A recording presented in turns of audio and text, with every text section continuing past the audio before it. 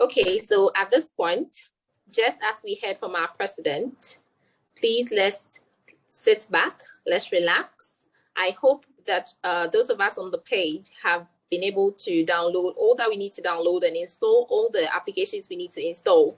A reminder, today's class is on R. It's on R. I've personally heard a lot about R. I'm excited to try it out. When I finished installing it, it looked really funny, but that is why we are here today. So no need to worry at all. And we have our resource person in the house. I can see him online. And before we go in, I would like to take some time to give you a brief idea of who we are honored to have in our midst. Our resource person is well-versed in the field of statistics and is coming to give us a lot of training. I mean, you don't get this free anywhere except at a masterclass, SkillUp MasterClass program. So please sit back and then relax. So let me give you a brief profile of our trainer tonight.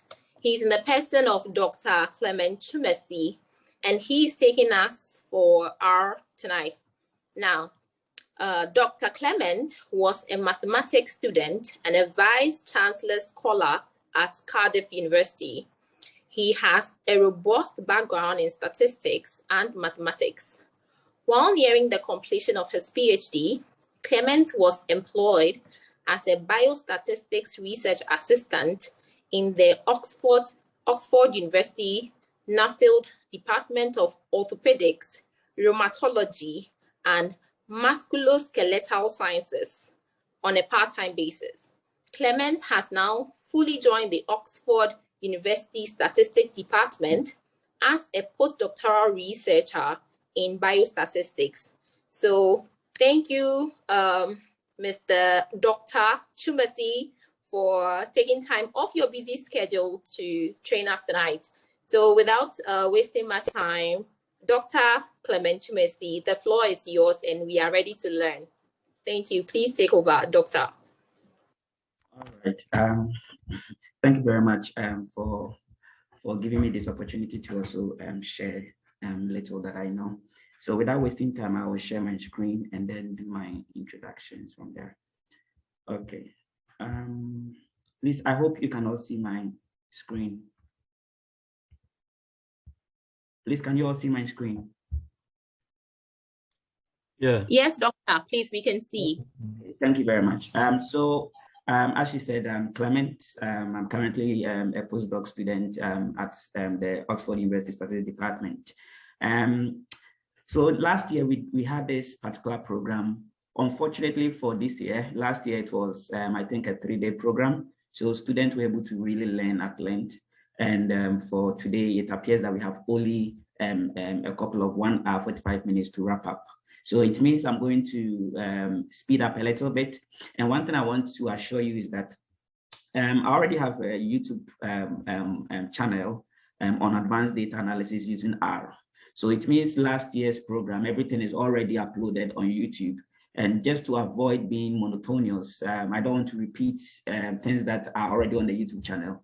So, so it means even designing or preparing for this class to know exactly the material was not easy enough, because trying to compress a lot of things within that few hours is quite Herculean, but it's great.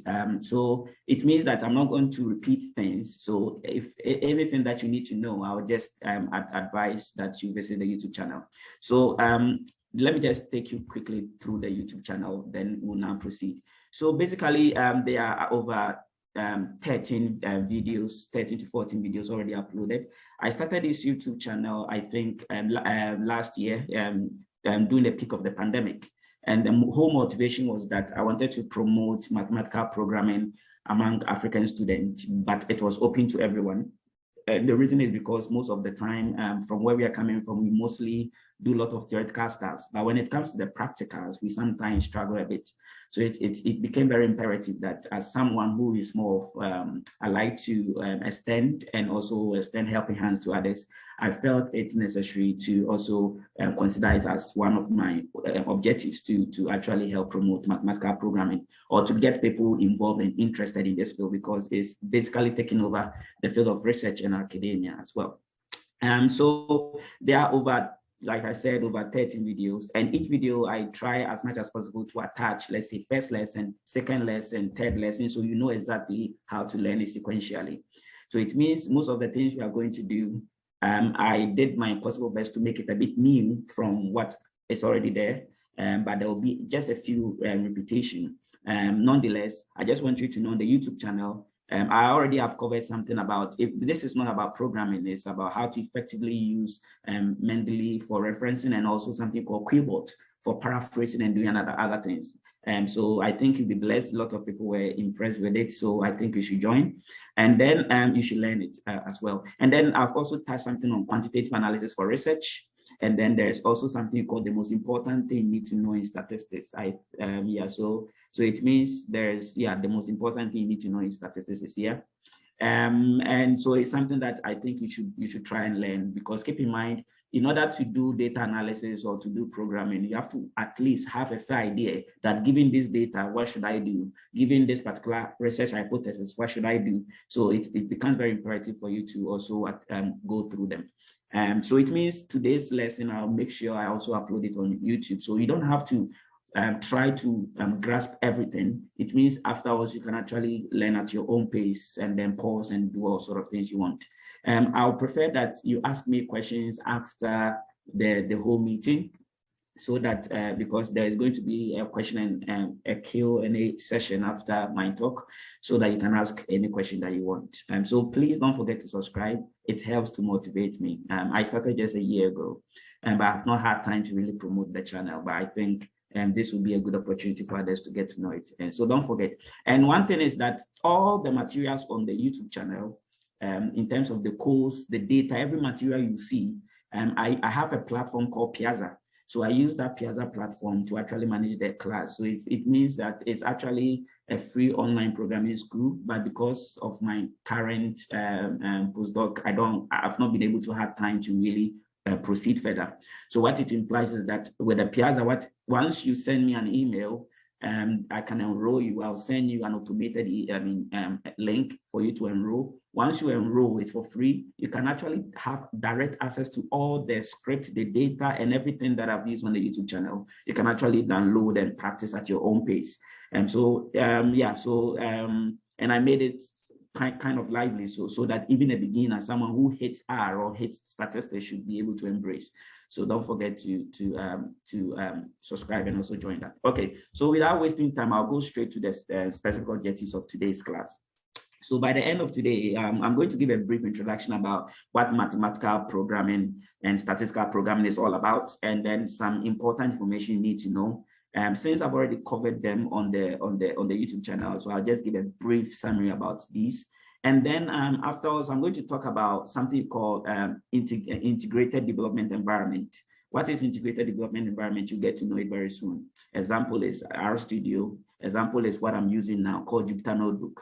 I'll talk about that quickly. And then we'll talk about how to set working directory, import and export data of different extensions. So it means that with the help, based on R, it means you can be given a data in SPSS and you want to do data analysis with it. You don't necessarily need to find ways and means to convert it to Excel or something before you can do your analysis. You can actually import it directly into R and then do your analysis from there. And the beauty about R is that you can actually have several data sets imported at the same time. So I can give you, let's say, Stata data, and then and ask you, can you convert this data to, let's say, CSV or Excel data for me? It means you can actually import it and then export it as a CSV file. So it means that even if you're not trying to do data analysis per se, you can actually import different data sets, maybe access.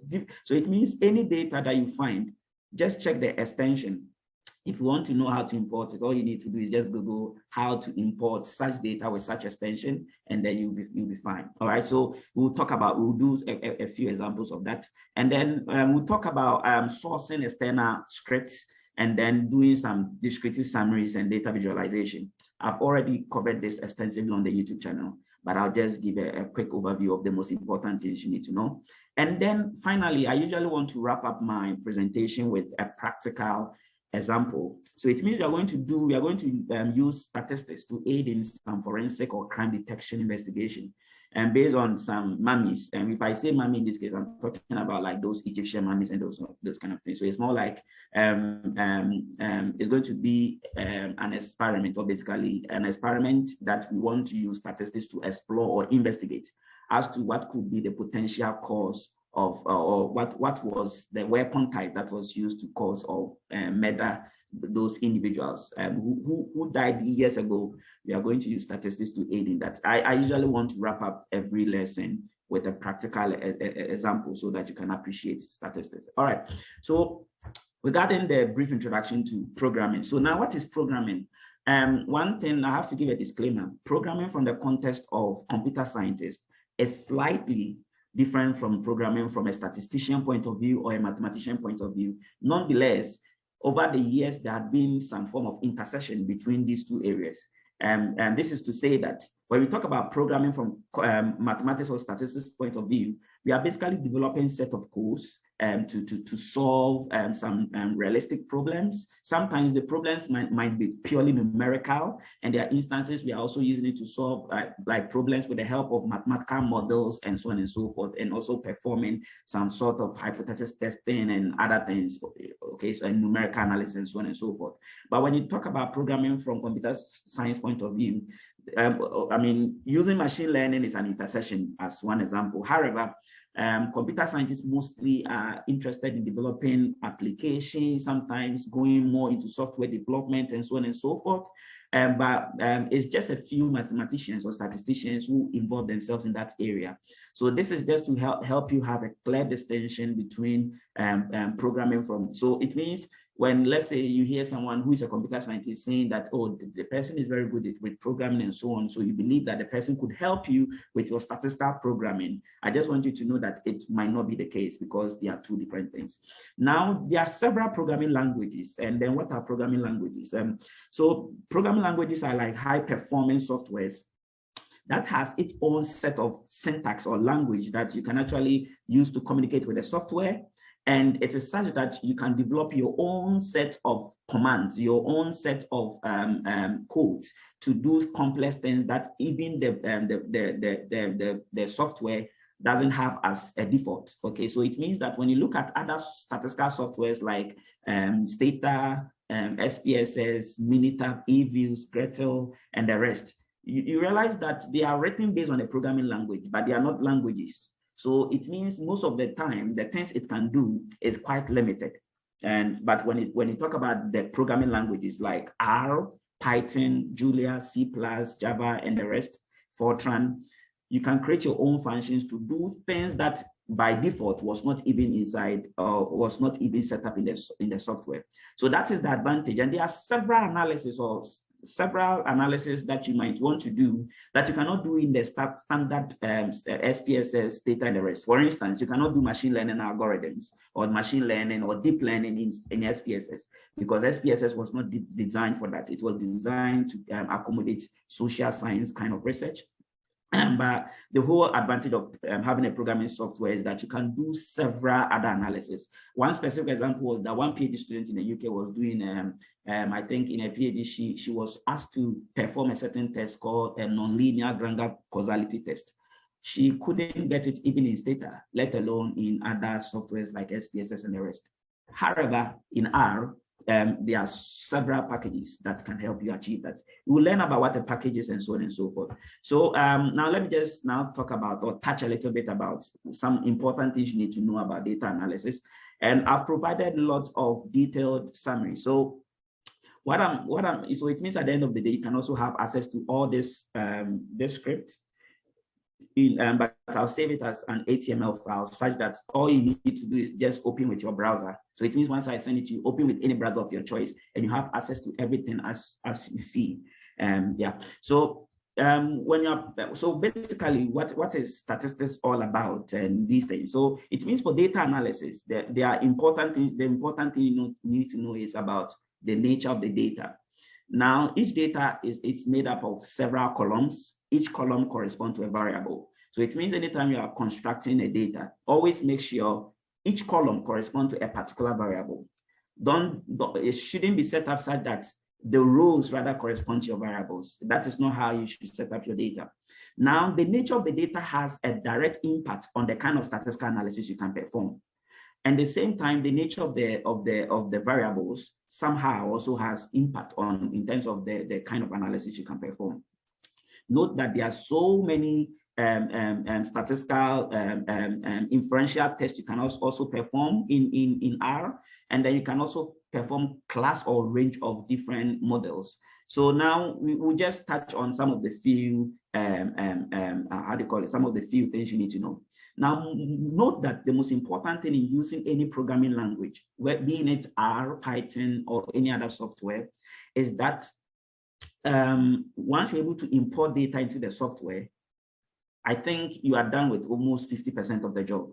Because once you're able to import data, there are so many blocks or so many posts that people have created. So it means once you're able to import data and now you want to do a particular analysis, let's say you want to do something you call maybe generalized linear mixed model. You have no idea, you don't know how you go about it.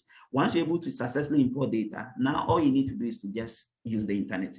So you cannot be a good programmer without making good use of the internet, because whatever you're going to do is not too new. However, once you're able to understand the basics that have been created out there, you can now develop and expand it further. And so that is the most important thing you need to know.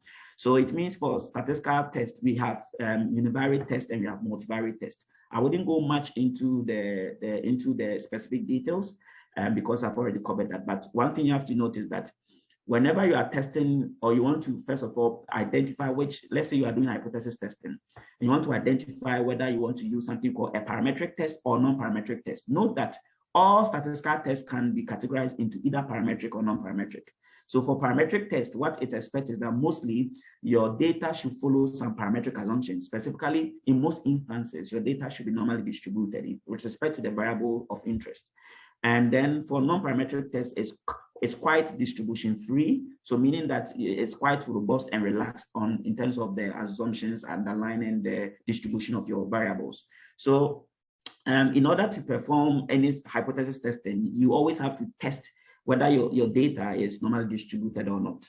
If your data is normally distributed, then it means that you can actually go further and employ parametric tests, such as, for instance, the pair T test, especially when you're comparing differences between two dependent groups, independent T test comparing between two independent groups, and over when you are comparing between more than three or more independent groups. And then you have something like the Bonferroni pairwise comparison test. There are a lot of pairwise comparison tests like Chaffee-Tuke and the rest. And after you perform, let's say, ANOVA, where you compare between whether there's significant difference with respect to a certain variable, continuous variable between three or more groups, you can further do a pairwise comparison between each of the groups. And then in the process of doing that, but bear in mind, you can only do that when there's significant difference between the groups. Then you further assess which pair is actually contributing to those significant differences. And then we have something like repeated ANOVA, especially when you also compare. So repeated ANOVA is like a non-parametric, the repeated measures ANOVA is situations where you are comparing between three or more dependent groups. So meaning that when you mean by dependent means, for instance, let's say you recorded measurement before an intervention, after an intervention, and maybe after, so it means for the same individual, you did the experiment, let's say 3 times. And so it means in that case, there's repetition with respect to the fact that it's coming from the same person, and that makes it a classical example of repeated measures. And then ANOVA in the sense that the groups is might be more than 2. And then if the groups are specifically 2 and they are dependent and as in they are repeated measures, you can make use of something we call the Friedman test, and then so that is if the data is not normally distributed. So it means the parametric tests mostly test mean differences, whereas the non-parametric tests usually test median, differences between medians. And I think the motivation, which I've already covered in on my YouTube channel, is that, you know, the mean as a measure is affected by outliers. So it means that if I pick 3 students, and let's say one got 2%, one got 5%, and the other got 100%, you find out that when I find the mean will be inflated based on the extreme value, which is the 100%. And then, but you realize that if I'm focusing on the median will always be the middle number, irrespective of the value of the outliers. So it means that situations where the data is not normally distributed, then it means that it suffices to consider the median test and so on and so forth. But note that if the data is normally distributed and you still consider the median test, you are not wrong. The reason is because if the data is normally distributed, the mean, the median, and even the mode are approximately equal. So it means that always the non-parametric tests are quite robust. All these I mentioned, so it means you can test between proportions, you can do correlation tests and so on and so forth.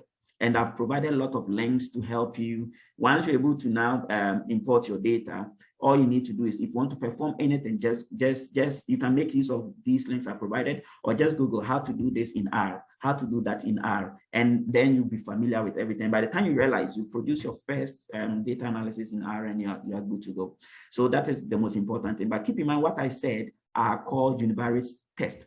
And for all these, or each of these univariate tests, we have 8 multivariate versions. This is to say that there are instances where you are trying to compare whether there's significant difference between, let's say, some continuous variable, whether it's significantly different between 3 or more groups.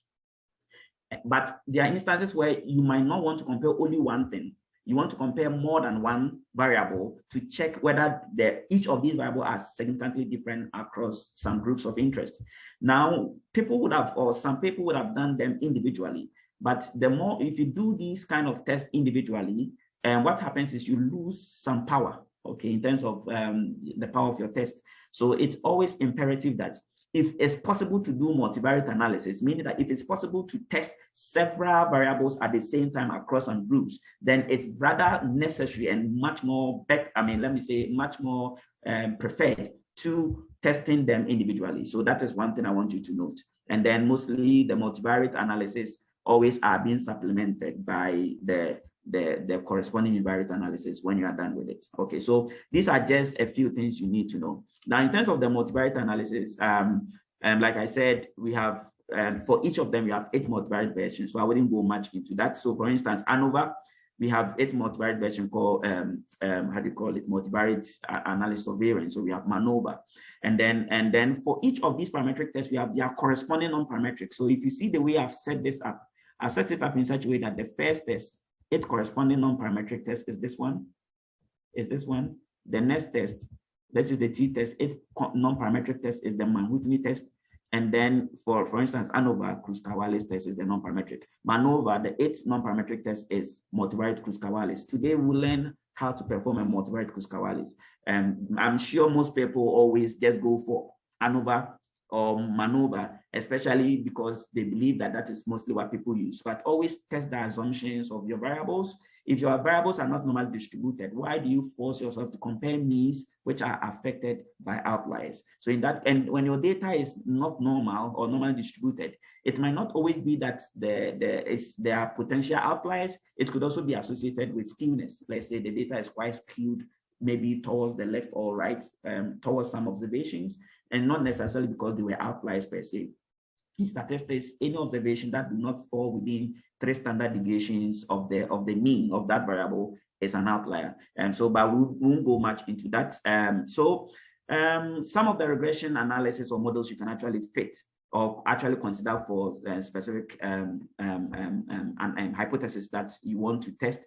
I'm just going to mention a few of them. But one take-home message is that the nature of your dependent variable and the nature of the data determines the kind of regression model you can use.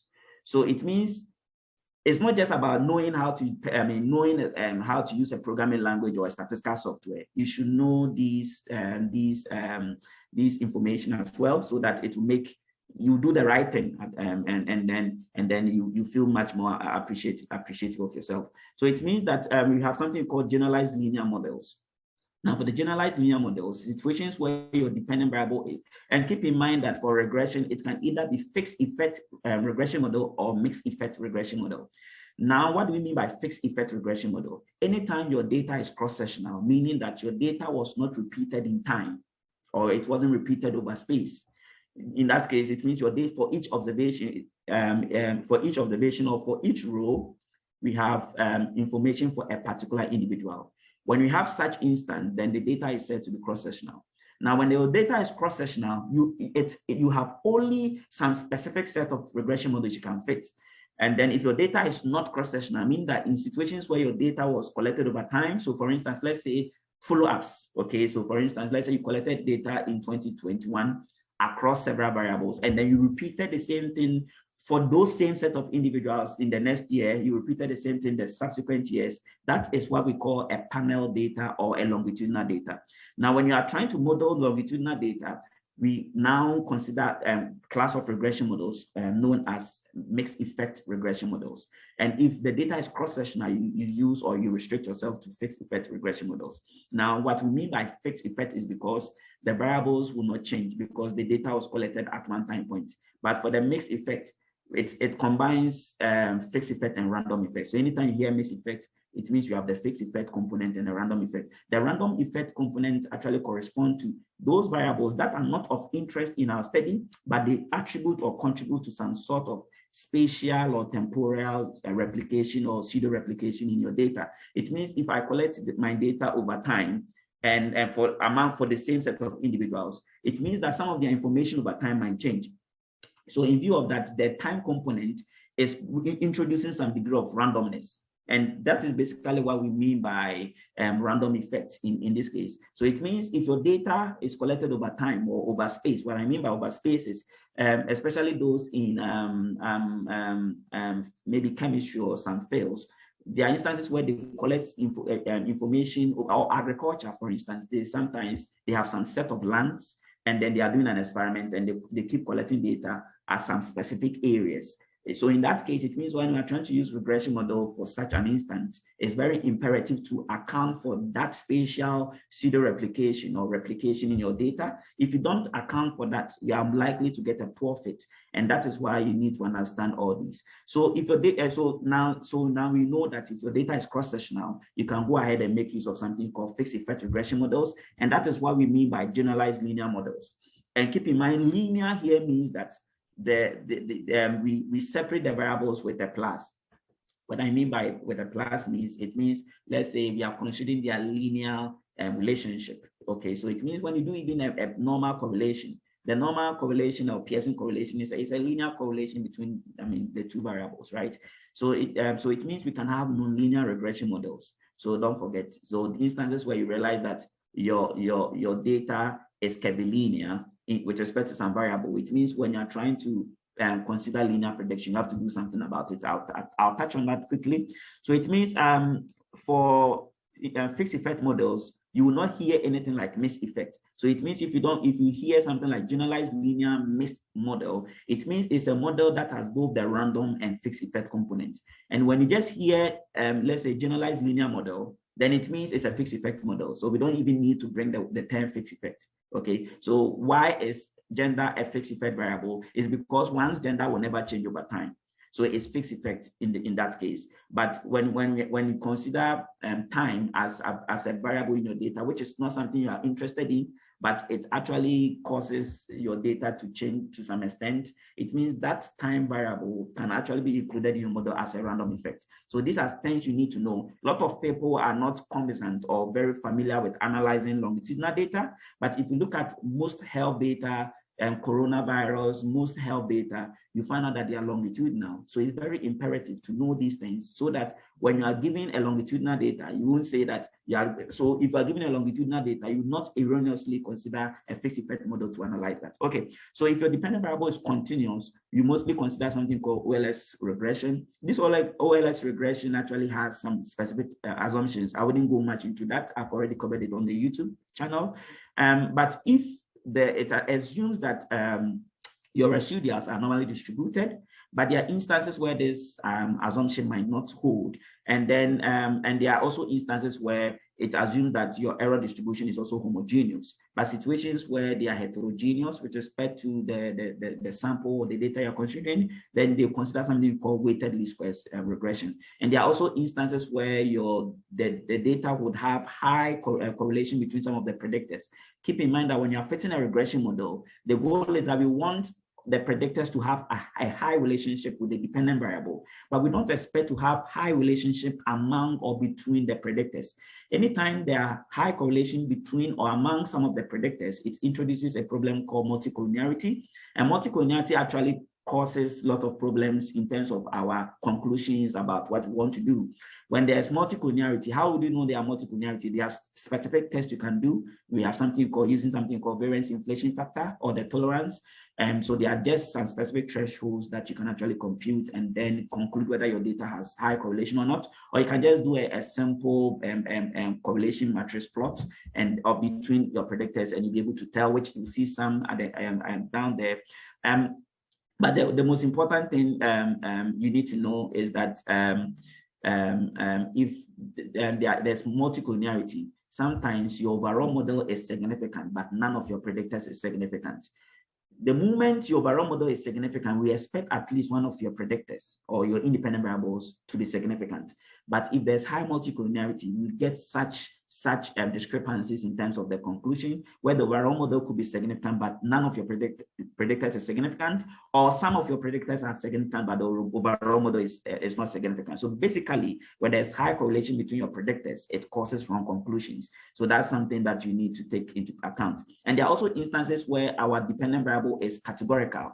It could have two categories, maybe disease outcome, whether you have a disease or not, or it could have more than two categories. It could be grade of infection, maybe where we have, let's say, low infection, moderate or high, and so on and so forth. In that instant, what do we do for such regression models?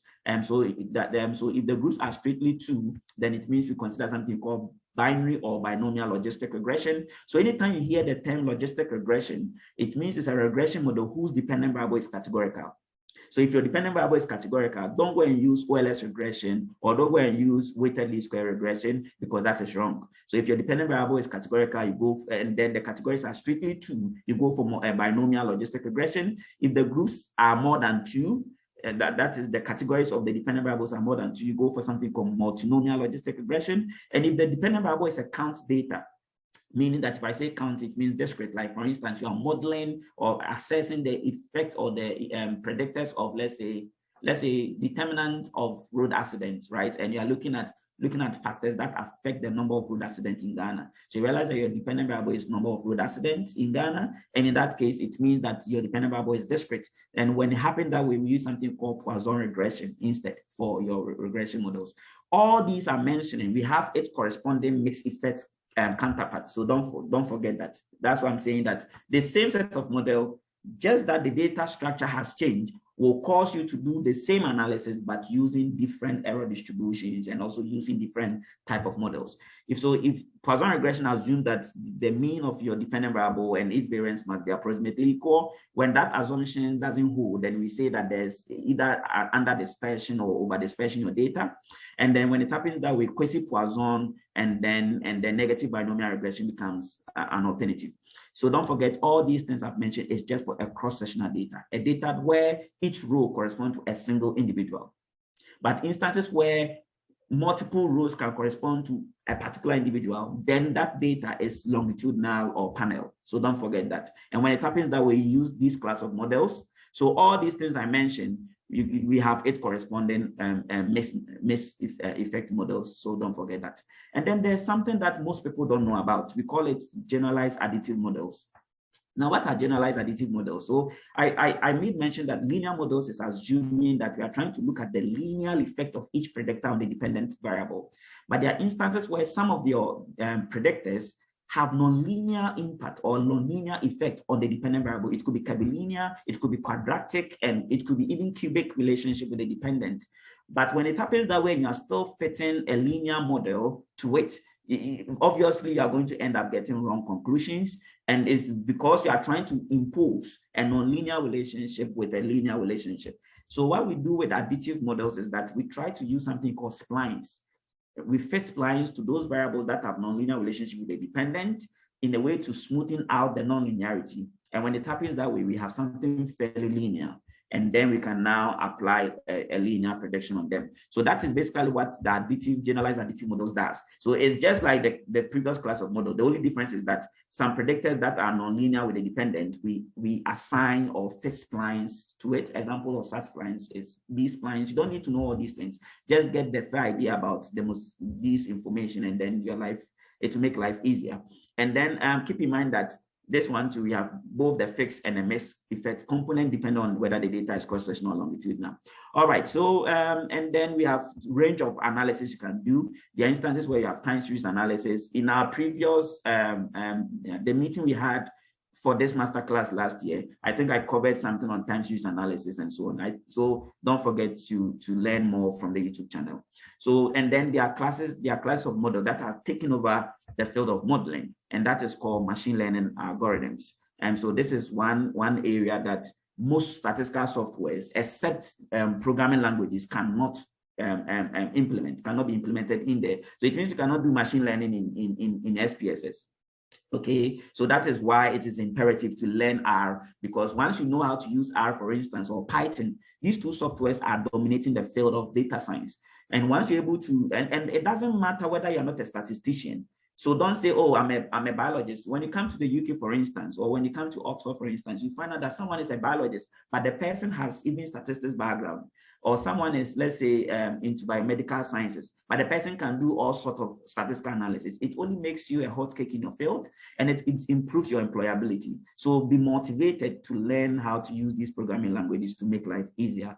And then we have class of, so these regression models I mentioned, the instances where the number of predictors are huge or enormous. When it happens that way, you want to select a few variables that can actually help improve the predictive power of your model. So this introduces something called variable selection methods. So, and then there are several variable selection methods. And then there are class of models called penalized regression. So the penalized regression models, it actually makes use of the previous regression models that I mentioned, that is the generalized linear models and so on, but it adds something called a penalty term.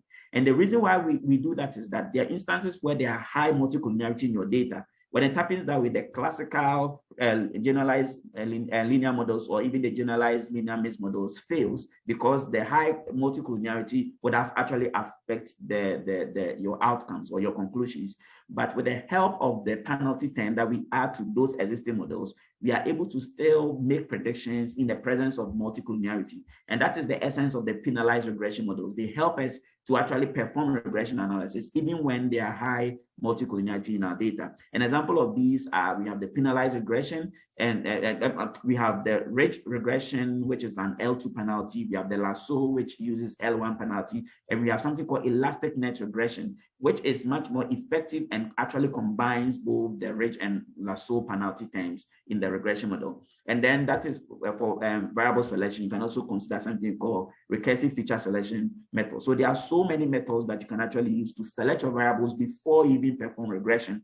That is if the number of predictors are huge and you want to be able to identify which set of predictors will result in a higher or better predictive outcome of your models, okay?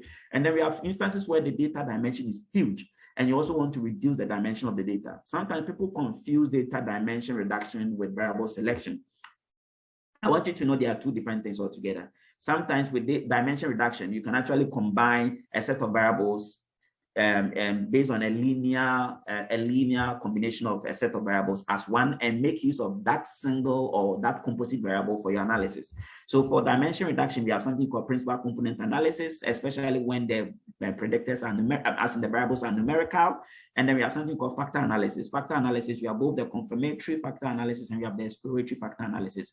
Usually confirmatory factor analysis are only applicable when you are doing something we call structural equation modeling. Okay, so structural equation modeling comprises of both confirmatory factor analysis and then something called path analysis, which you see that there. But most of the time, people make use of exploratory factor analysis. That is, if you just want to reduce the dimension of a data, which is mostly categorical. And then we have partial least square regression, which is also which helps also in dimension reduction. And we have other multivariate methods like multi-dimensional scaling and all these methods that also aids in dimension reduction. That is, if your data is very huge and you want to reduce the dimension of the data, or actually combine some of the variables into a composite variable and so on and so forth. So without wasting much time, so this is just a quick summary of the things you need to know, and then you can actually learn further from the YouTube channel. And so now we are going to just talk about what an IDE is. So I made mention of, and please, how much time do I have left so that I know how fast I should go? Can I know, so the secretary or the president, can I know how much? Hello? Please, can you hear me?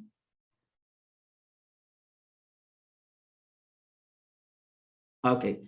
Please, can anyone hear me? Because I'm not too sure that you can hear me. Yes, we can hear you.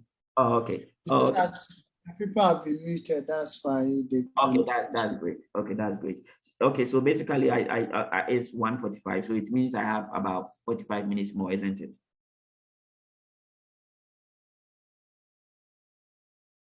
Okay, if that's the case, I'll just quickly brush through. So now we are now going to do some programming. We are now going to do some of these things. And so now, so we have something called integrated development environment. Now, what are integrated development environment? They are basically certain platforms that help us to run our programming languages. So unlike if you look at SPSS, if you look at let's say Stata, even MATLAB, Minitab, and the rest, you realize that there are certain setups you can just download and install, and then you start running or performing your analysis in there. But for these programming languages, it can be run on several platforms. And those several platforms that these programming languages can be run, that is R, Python, Julia, and the rest can be run, is what we call integrated development environment. And what I'm using currently is one example of such integrated development environment. So I'm using something called Jupyter Notebook. I'm going to quickly take you through RStudio.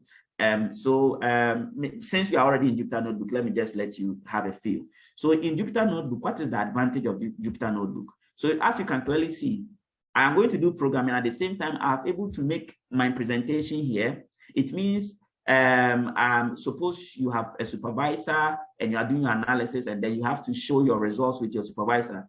If you are using the other softwares, you realize that, the other IDEs like RStudio, you realize that most of the time you have to save your results separately, probably go and create some Word document and now put your output, everything in there before you can send it over to them. I feel that that is quite stressful.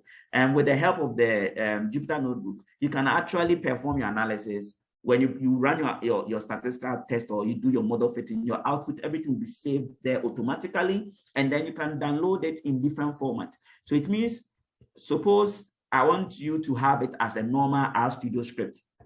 All I need to do is when I go to File and I go to Download, if you look at here, it means I can download it as a normal R script. I can download it as a PDF if I want.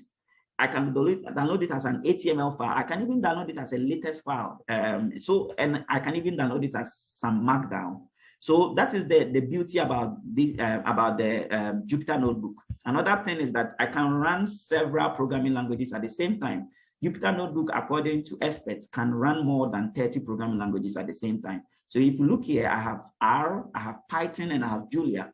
What is Julia? So one thing you have to notice is that depending on the kind of computational stuff you are doing, there are instances maybe you are interested in computational time because your model fitting and the things you are doing is quite intensive and requires a lot of computational resources.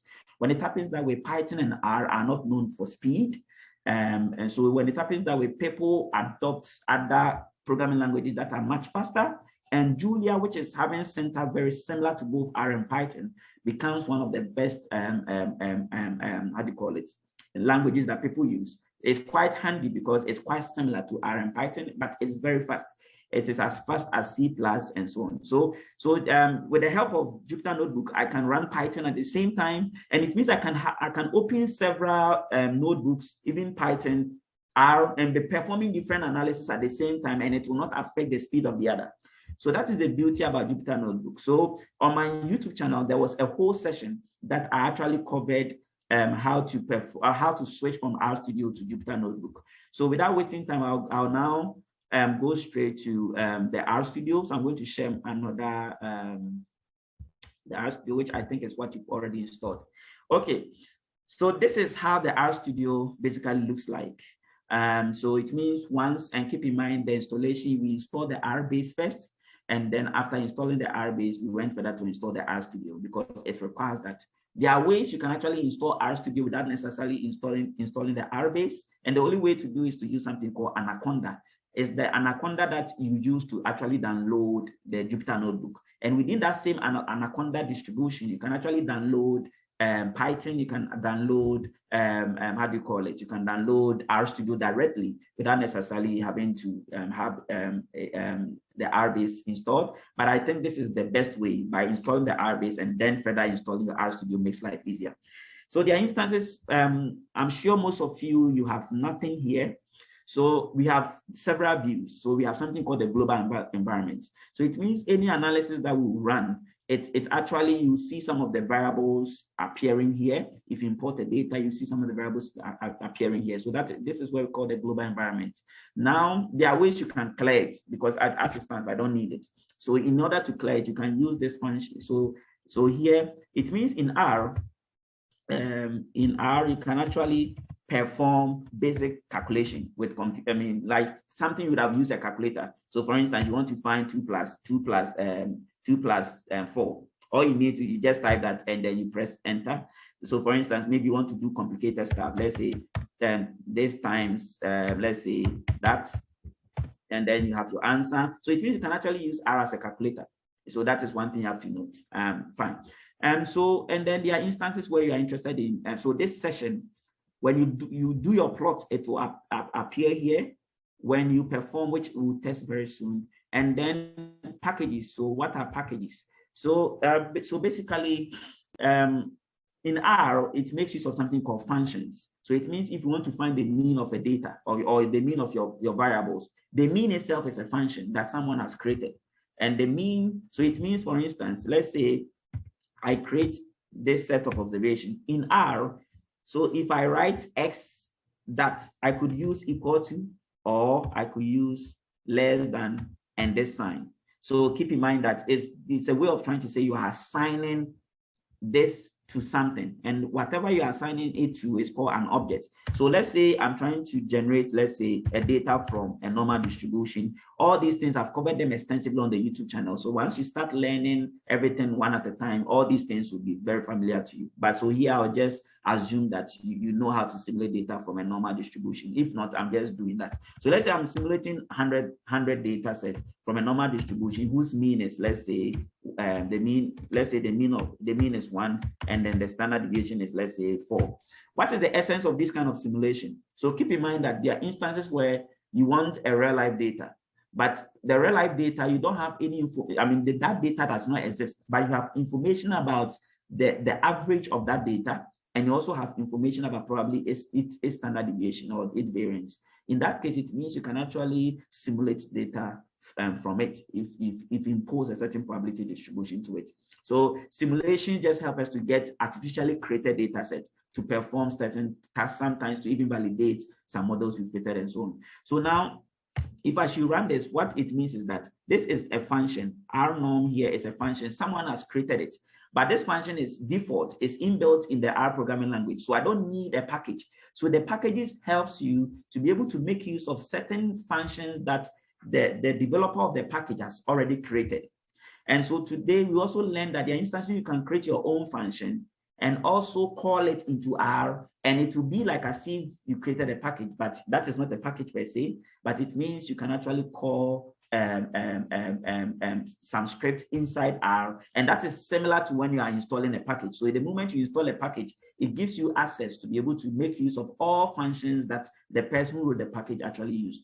So now this X that I've assigned to it, I can use any name of your choice. I can use Clement equals that, and don't forget I could use normal equal sign to make assign. And this is what we call objects in programming languages. So if the moment you say something is equal to whatever thing, that this particular variable is basically what we call an object. And so at this stage, suppose I want to do some plot. So it means I can plot this and choose a type of the plot I want. Don't worry about these specific details. Like I said, everything is already done and you can learn at your own pace on the YouTube channel. So here, I just want you to have a feel of what it can do, and then we'll go straight into that. Okay, so now if I should run this one, oh, sorry. So I have to bring a column here. Okay. So now you realize that after I did a plot, and this plot, you can even make it much nicer, right? You can actually choose LD equals 3 to actually increase, how do you call it, the width, and so on and so forth. Now, what I want you to notice, anytime you do some plots, it comes here. So you see the plot, and then we are going to learn how to install packages and so on. But now, suppose I want to save what I've done. Now, whatever I type here is completely lost. So this is where we call the console. So in the console, whatever you type directly, you cannot have access to it. When suppose you actually close R and open it again, you would lose everything. So this means that creating something called script is very imperative. How do we open a script? So it means that you go to File and you click New, and then you choose R script. So it means you can actually use Ctrl+Shift+N, and it will still achieve that goal for you. Fine. So the moment you create this is where, so it means instead of typing the codes here, I could have actually typed them here. So here I said you can use normal equal to. So let's say I want to do something much more complicated. Let's say this is my first object. So don't forget, you could then use less than with that, or equal to assign an object. So let's say I'm creating a normal distribution with, let's say, 10,000 observations. And then I'm creating another one with also 10,000 observation, R null with 10,000 observation. Here it's assuming that the mean is 0 and the variance is 1. Okay, so now let's say I want to do a plot of these, and then choose a color. Let's say blue, and then, oh sorry, this is color. You can choose any color of your choice. And then I can choose the type of plot I want, whether I want a linear plot like this, like the previous one I did here, or in this case, I just want a set of points. So now if I should run this one, so to run this, all you need to do is that you highlight your code, and then you click on run. And then now this is what we have. You can actually click on zoom to actually view. You can also export and save it as an image into a particular folder, or you can even save it as a PDF or a clipboard, or whatever you want. Yeah, so, but you realize that if I'm using the Jupyter Notebook, I don't need to save these things manually, because everything is automatically saved for me, and then I can easily share my document with someone else. The person will see the codes, the output, and everything. So basically, this is just a quick overview of this RStudio. So in terms of the script, so it means whatever I've typed here, now let's say I want to save. So you go to File, and you go to what? Save as. The normal way you would save, someone is asking a question. You can go ahead, Nelson.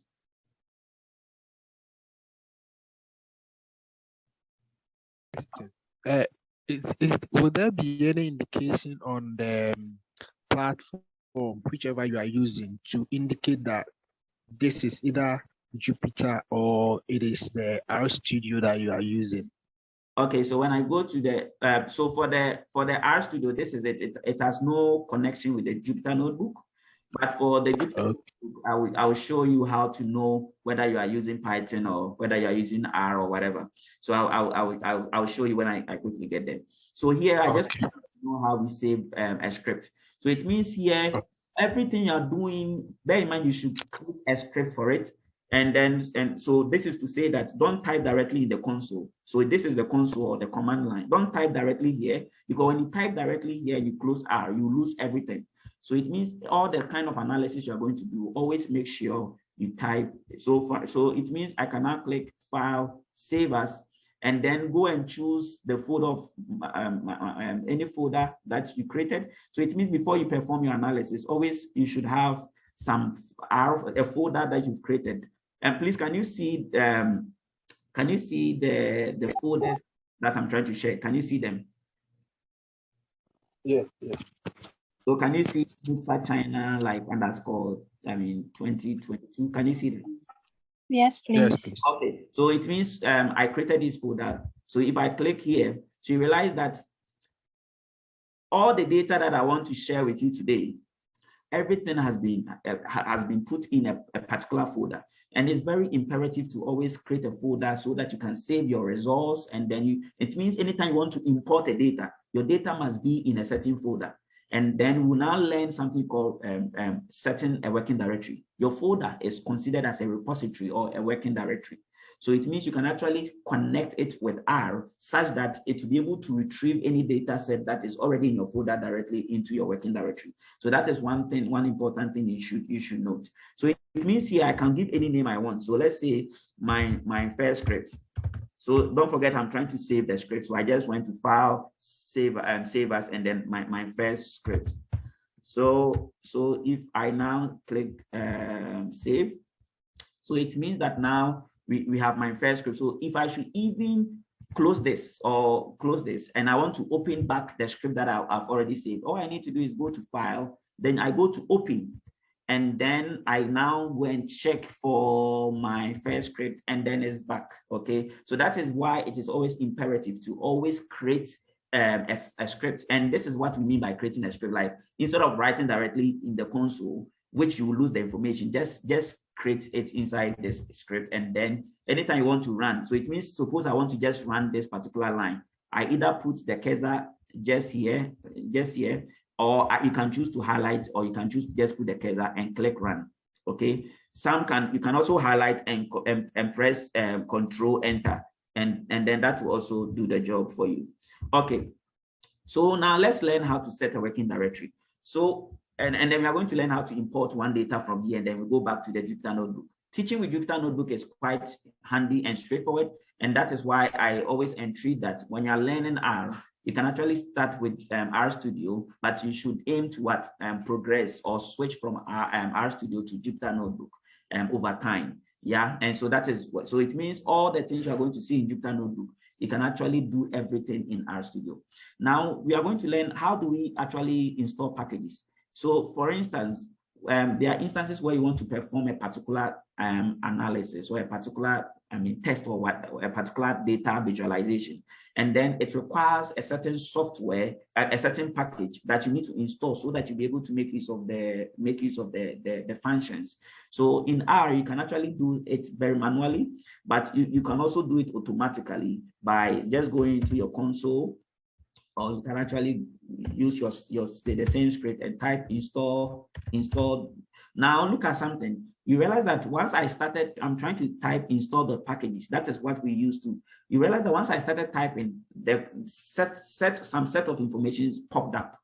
That is the beauty or the advantage that RStudio has over, let's say, Jupyter Notebook. For Jupyter Notebook or the R base, you should know exactly what you are typing. But for the RStudio, once you start typing, these kind of things pops up, and then you can easily just select it, and then you are good to go. So to install a package, keep in mind you need an internet. Without an internet, you cannot install a package. And then, so let's say I want to install a certain package called performance analytics. Okay. So I could have just also gone here where we have the packages, right? And then click install. And then I just type the performance. So you realize that once I started typing perf, the performance analytic also popped up, right? And I also can click install. Now look at something. When I click install, see what happens. So I have clicked on install. Let's see. So anytime you run your code, the command will start running under the console. So it means anytime you run something from your main script, you expect to see. So you realize that it came as install.packages in brackets, performance analytics. It's exactly the same thing as I typed here. So it means in terms of Jupyter Notebook, you should be using these functions instead to be installing, right? But for RStudio, you can actually do it manually, or you can also type it if you want. And after successful installation, you will see messages like package successfully installed. Now, when you install a package, you don't need to install it again. You can only install a package once, okay? So in this case, I've installed this package, so I don't need to install it again.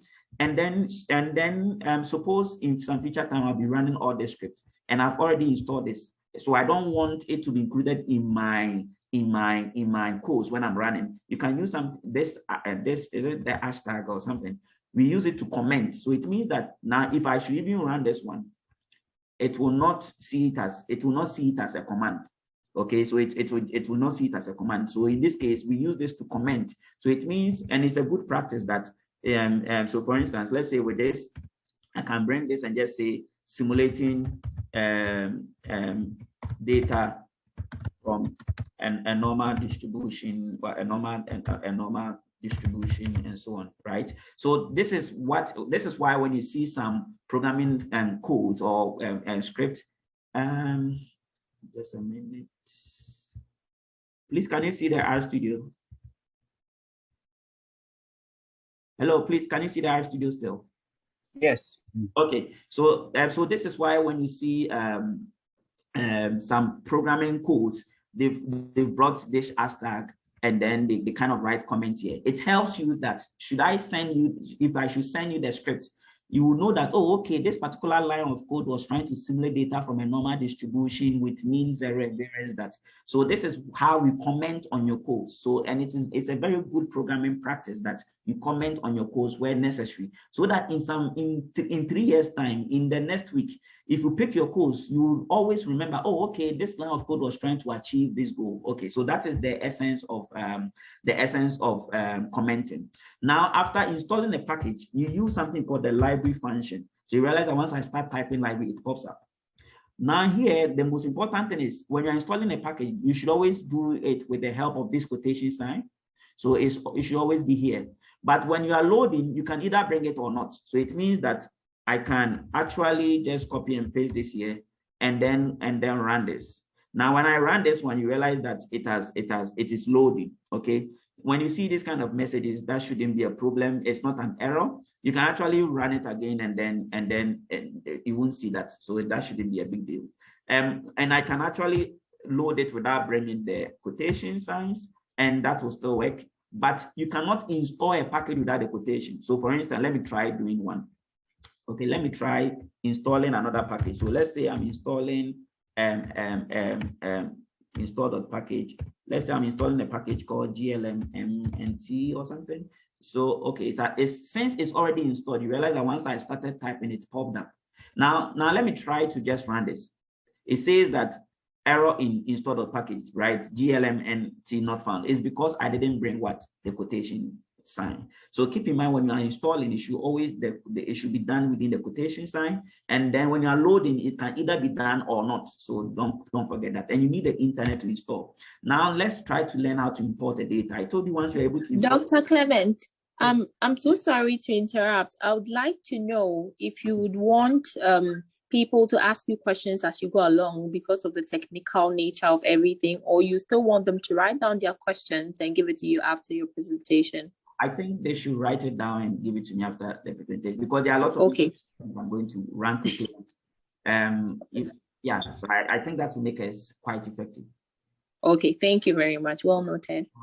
All right, so now let's learn how to set a working directory. So it means that I can write setting a working directory, and it's a good programming practice to always comment on your codes, so that if you see some set of code here, you know that, oh, okay, so set WD, I was trying to set working directory. So to set working directory, we use something called the set WD, okay, function.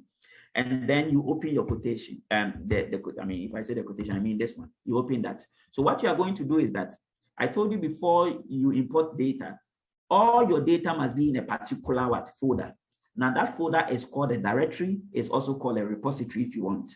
And then what we are going to do is that we are now going to go into that particular repository or that particular folder, and then we are going to copy its address or copy its path. Now let me stop sharing and rather share the folder here. So now if you look, so this is the folder that I created, right? So I created a folder called NUGS-China R_class 2020. So if I want to know its working directory, you see when you click here, you see this particular address or this particular path, you copy it, and that is your directory, the link to your directory, and that is what you need. So it's quite straightforward. Those who use MacBook, I'm sure you can also do something similar. You just go into the folder, and then there are ways you can also copy your path. So it means you can do it pretty straightforward. Now I'll go back to I'll go back to the RStudio. So now we are learning how to import the data. Okay, so you create set WD, it means you are setting a working directory, and then you paste. Now, after pasting, did you realize this bar, it is slanted towards the left? We expect it to slant, we expect it to slant towards the right. So what you need to do is to just change this manually. But the beauty for those who uses Linux or MacBooks and those kind of Chromebooks, it will already be slanted to the left, to the right for you. So previously it was slanting towards the left.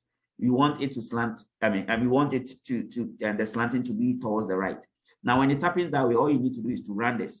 Now, after running this, it means we have now set the working directory. So we can now import any data we want directly from the repository. Now, let's assume you want to import a certain data. So you go into your working directory. So let's say we want to import which data? Okay, so let's say I want to import this data called SAS_updated, whatever. So what I need to do is I can either right click and then go to as if I'm renaming and just copy the name of the data. So it means all you need to know is know the name of the data and also know the extension of the data. This data I'm importing is in a CSV format. And so one will say, what is a CSV format? So I'll show you how to create a CSV format. When you open, let me see if I can open an Excel data. Okay, so let's say I'm opening this data, which is in Excel. The importance of having your data saved in a CSV format is that you can import it directly without the need of using a package. But if your data is in Excel, you require a package in order to be able to import it. If your data is in Stata or SPSS, so you see all these data sets this is in SPSS. Okay, so let me share the Excel file so that you know how to save as a CSV file. So now suppose you have this Excel data and you want to import this data into R. Like I was saying that you can import it directly into R, but you need a package if the data is in Excel format. But if it's in CSV, you don't need. So all you need to do is that you go to File, then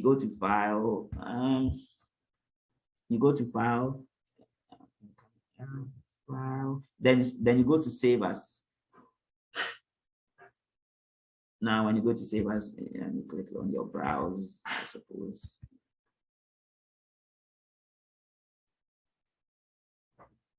Okay, so then you now choose the Save As type.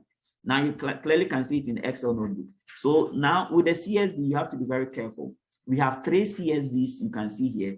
We have CSV, delimited. We have CSV Macintosh. We have CSV MS-DOS. It is the CSV, delimited that you need. So keep it. We even have another CSV UTF-8, delimited. That's not what you need. You need the CSV, delimited. That is basically what you need. So once we now click on that, and then we click Save. Okay. Now let me go back to the repository or the folder. So now if I come back to the folder, so you realize that there's another transform_data here. But this transformed underscore data, if you look at the difference, the CSV one, there's a certain A on it. The Excel one, there's some 3 strips on there. So it means that is how you distinguish between which one is a CSV. So you realize that all the CSV one, you see some A on there, some A there, some A there. But the one which is Excel, you rather see some 3 strips. So that's the difference. And if your data is already in a CSV format, importing it is quite straightforward. So now let's say we want to import this data, which is already in a CSV called transform data. Okay, so now let's go to our RStudio. So that will be the last thing I'll do in RStudio, and then I'll now switch quickly to the Jupyter Notebook, and then now we are going to now import the data. So keep in mind, the first thing is to set your working directory. I'm sure by now we all know how to set working directory. So to import your data, you can use any object name. So I told you, always create an object. So let's say I'm saying, I'm calling it maybe my data. You can use any data of your choice. And then keep in mind that we don't separate, you can't create this object. Always, there shouldn't be any spacing. So to avoid that, you can either use a dot or you can either use underscore. You cannot use this hyphen, it won't work. So it's either underscore or a dot, especially if you want to create several, a longer version of your object, fine. So you can use underscore, that's fine. And then since it's a CSV file, we use a function called read.csv. And you see, once I start typing in RStudio, it pops up. So I choose this. So read.csv, then you just open your, how do you call it? The quotation, and then you paste the name of the data, the CSV data, and don't forget to bring the .csv extension. Now, if I should run this one, I have imported the data. Straightforward, as simple as that. If you want to see whether your data has been imported, now let's see. So you realize that after I imported, it came into the global environment. So the global environment here, let me clear the other global there are other information that you don't need. So you can use rm then list equals ls. That you don't need to memorize this. So I just wanted to clear the global environment, and now run this again. So now you see that after importing my data, I saw the data variable has appeared here. It tells me it has only 4 variables. It has 183 observations and so on and so forth. Now, if I want to see my data, I can use something called the head function. And then I type my data. So once I start typing mine, it will pop up. And that is the beauty about the RStudio. So once you've already created an object, once you type, it pops up. So I can run this one. So now once I run this, you can clearly, so keep in mind, anytime you run your code, it will pop up or appear in your console. And then you can always minimize or drag this up to get a larger space and so on and so forth. And then you can also minimize this, maximize that anyhow you want. So don't forget. Fine. So now this is the data. And keep in mind, when you use head, it just prints out automatically the first 6. You can use this n equals 10 if you want to see the first 10 rows of your data. So that is, I wanted to see the first 10 rows. And then you can, if you want to see the last 10 rows of your data, you can use tail. That will print the last 10 rows of your data, the last 10 rows. If you want to, so this is how you determine whether your data has been imported or not. So on this note, I think I will now go straight into Jupyter Notebook. But keep in mind that once you can also subset your data. So for instance, let's say if you want to know the variables of your data, the names of your variables, you can use names around this one.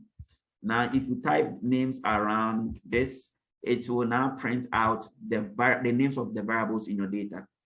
Okay, so that is one thing you have to know. So it means you have X, you have Z score, and so on, all sort of things. So that's how you determine. And you can also subset. There are instances where you are interested in just extracting just the first row, the first column of your data. So you can now put one here, and then it will print out the first column of your data. If you want the first 2 columns, you can use 1, 2, 2. And then that would also print the first 2 columns of the first 2 columns of your data. Okay, and then you can also, instead of, so keep in mind, this is what we call a vector.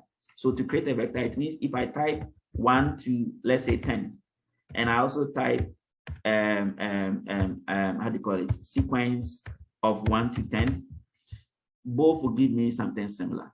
All these things, I wouldn't go much into that because if you start learning from the YouTube channel, all these things will be straightforward for you.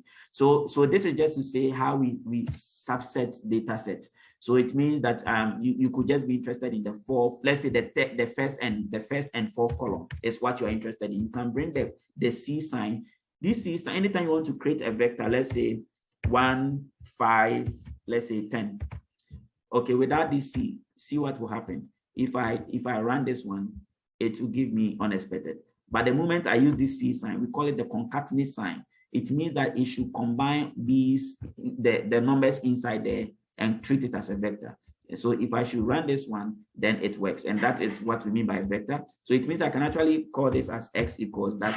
I can have Y equals another vector, let's say 1, 1, 5, that I can actually add vectors, just as you would have done in mathematics. You can actually copy and run this and then add, and then it will add component wisely and so on and so forth. Now, suppose I want to extract the first and fourth column. I can also use this and do that. Suppose I want to extract the first let's say 15 rows. I can also use 1 to 15 so keep in mind that before the comma is your rows and after the comma is your columns. So it means I can also run this one, and that will extract the first 15. So it means I could use the head and indicate n to be 15, and it also achieve the same results for me. On this note, I think this is so far all you need to know. So to install a package, all you need to do is you just go to install, type the name of the package. So if let's say the package, and how would you know the package you need? It means, let's say you want to do a particular analysis. You want to do, let's say, a generalized linear mixed model. Then you went online, you type, now you've been able to import data, and you know that your data is cross-sectional. And because of that, you want to do a regression, you can only do a mixed model, a linear regression that combines both the mixed and random effect, where the random effect is going to be those sources of pseudo replication like time and space and so on and so forth. And so when it happens that way, you know exactly what you need. So then you go online and you type how to perform generalized linear mixed model in R. So you realize that you see a post where the person indicated library. The person started writing, you saw, let's say, library of this, you saw library of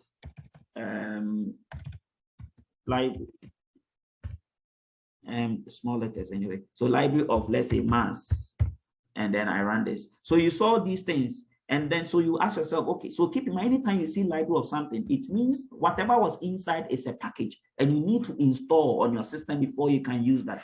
And anytime you're installing the same set of function, install the packages, and don't forget the quotation. If you don't want to stress yourself with this, just use install and type the name of the package, and you are good to go. So let's say I want to install a linear model. We have a package called LME4, for instance.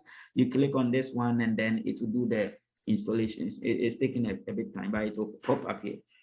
And don't forget, you need the internet. So it means instead of going there, I could have just typed install.packages in brackets LME4, and it will also do the same job for me. Okay. And then keep in mind that after installing the package, it will not automatically work unless you load it by using the library. And keep in mind when you're using the library. Okay, so here is saying that do I want to install from source or and I will say no. Yeah. So in that case, yeah. So it is done. So it is successful. So I can now call MLE. And anytime it's installed, once you start typing, it pops up. Keep in mind, when I'm loading, I can choose to bring the quotation sign or not, okay? But if you're installing, you need to bring it, or you just use the manual. Anytime you install a package, it pops up here, okay? And then keep in mind that anything you see here means it has already been, most of them has already been installed. And always to be sure, just type library in brackets, start typing the name of the package. Once it pops up, it means it's already installed. If it doesn't, then it means it's not.